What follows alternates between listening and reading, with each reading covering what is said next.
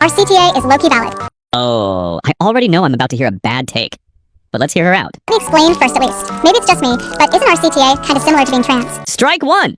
Gender and race are not the same thing. You see, gender identity is a deeply studied, clinically recognized internal identity.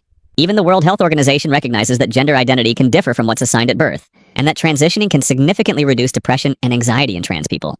On the other hand, race is not an internal identity. It's a social classification based on ancestry, phenotypes, and historical hierarchies. You can't feel your way into a different race because, unlike gender, it's not just about internal alignment. You can't transition into a period of colonization or systemic discrimination, whether you like it or not. Trans people change their gender because they don't feel like they should have been born in the body and gender they biologically are, so they switch their gender. And our CTA changes their race and nationality because they don't feel like they should have been born in that race. Strike two! You're misunderstanding the point of transitioning.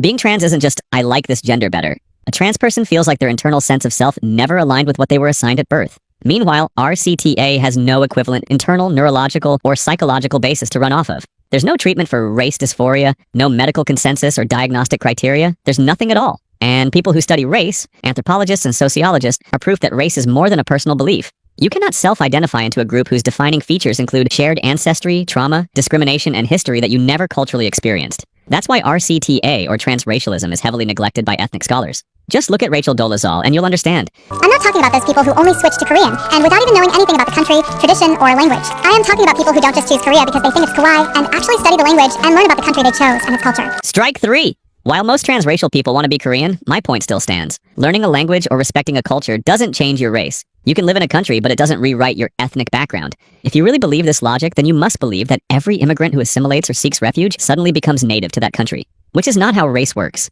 Now, that's not to say you can't be Korean by nationality or residency, but as an ethnicity is not something you can opt into. It's tied to lineage and historical experiences of colonization and war. In other words, you can't reclassify yourself as another culture, but you can respect it. Overall, it's not the same principle.